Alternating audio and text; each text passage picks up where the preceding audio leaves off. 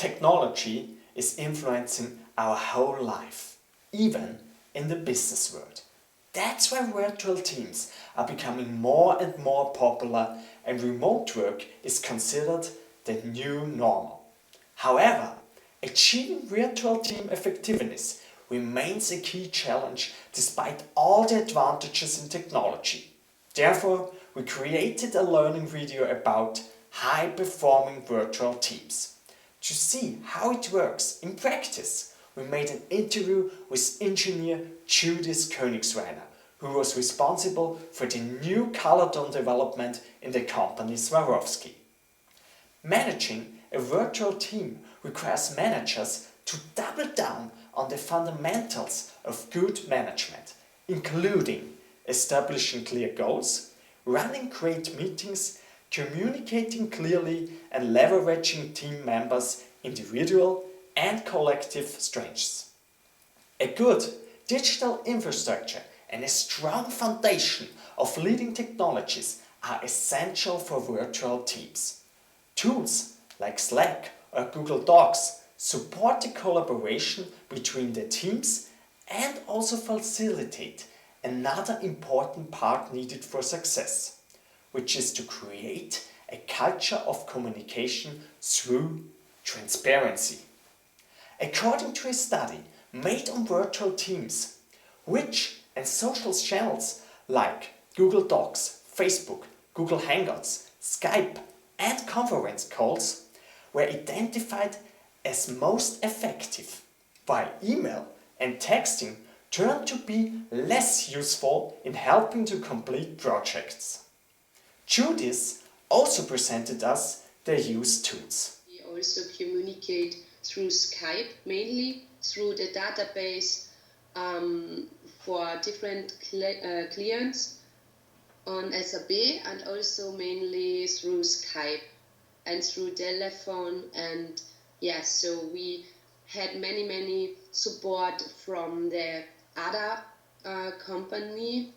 However, high performance of virtual teams lies beyond the reliance on the latest technology platforms and tools. Having a clear goal is even more essential for an effectively functioning team. Everyone needs to work towards the same, even if the teams are in different countries. Subsequently, this leads to a higher team satisfaction, as Judith pointed out. So we mainly focused on the international way, on challenges, not on problems. So we wanted to handle challenges together in one boat, because you sit in one boat. It doesn't matter if you sit in China, in Hong Kong, or if you sit here in Wattens in Tyrol. Having a shared goal not only shows whether or not the performance objective has been attained, but it also motivates the team to work harder and achieve a successful result. The experience of Judith confirms this.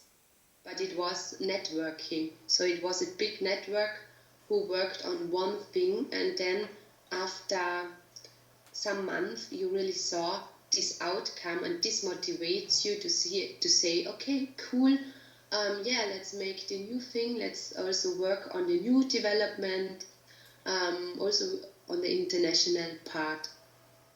Setting clear expectations and having the right team composition work hand in hand with higher productivity. In literature, this is described as a good team structure. Another important component of high-performing virtual teams is trust. When there's trust, there's collaboration and a smooth cross-cultural communication among team members. But building trust in a virtual world remains a challenge. This fact was also confirmed by Judith.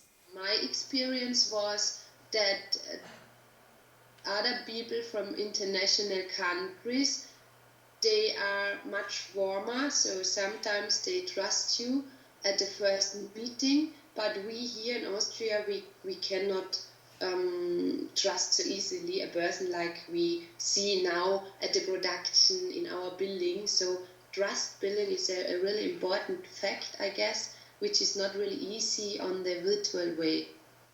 In virtual organizations, trust requires constant face-to-face interaction. Therefore, it is important to find a balance between virtual and face-to-face meetings, and in this way increase the team effectiveness, creativity, trust and motivation. Before starting the virtual work, it is recommended that leaders build a personal relationship with the team members. In practice, Judith also believes this can be the solution for the challenges of virtual meetings. So I really suggest that you mix it, because it's good if you can make 60-70% through Skype, through virtual meetings, but the other percent you really use this time wisely for face-to-face meetings. Let us now talk about our personal impressions. The FIBO business simulation was a great experience. For most of us, it was the first time working online with total strangers. Let us now talk about the advantages. For us, it was nice to be able to stay at home in our usual environment while doing something for the university. In a work environment, being able to successfully work from wherever you want is a sign of being highly independent. Moreover, if your supervisor gives you freedom, it means that he or she trusts you, which is an important factor in a work relationship. Now, the disadvantages. The risk of such virtual teams is always that the person can get ostracized, and the other members don't notice this. So always take care that everybody has something to say within the group. We think that especially in a university context, productivity is not easier measured if we take the FIBO simulation as an example. However, in a work environment, productivity may be measured easier since several precautions are met beforehand. To summarize, for virtual teams to achieve results consistently, it is important to managers to communicate goals effectively. Everybody needs to know his or her task, deadlines and needs. Virtual meetings should be set up to share ideas, knowledge, achievements and news with group members and the supervisor. Moreover, if there are misunderstandings or the lower performance members of a group, everybody should try to help to establish the required performance in order to achieve the goals. What you saw today is the magic we can create when we take the mix of theory and reflection and build a new learning experience. But more importantly, it is empowering everyone. Each of us has a desire to create, to connect, to express. That's what makes us human. At Virtual Teams, the mission is to empower everyone to achieve more. But as technology has its limits, actually it is not suited for every scenario and cannot fully replace personal meetings. But it is a very helpful tool, which even reduces the CO2 emissions because you can reduce your traveling activities. But we believe that technology will allow through augmented or virtual reality a new experience in the future. Maybe this can replace personal meetings completely. Now we have one more thing, the making of. First, we made a Skype interview with Judith and recorded it.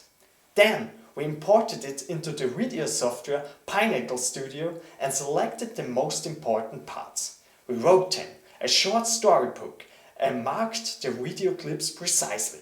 We kept in mind that 1 minute speaking time is about 130 words. Then we exported the video the first time and created a fully automatically PowerPoint presentation, which we added at the end within the Pinnacle Studio as a further track. That's it. Thanks for watching this learning video.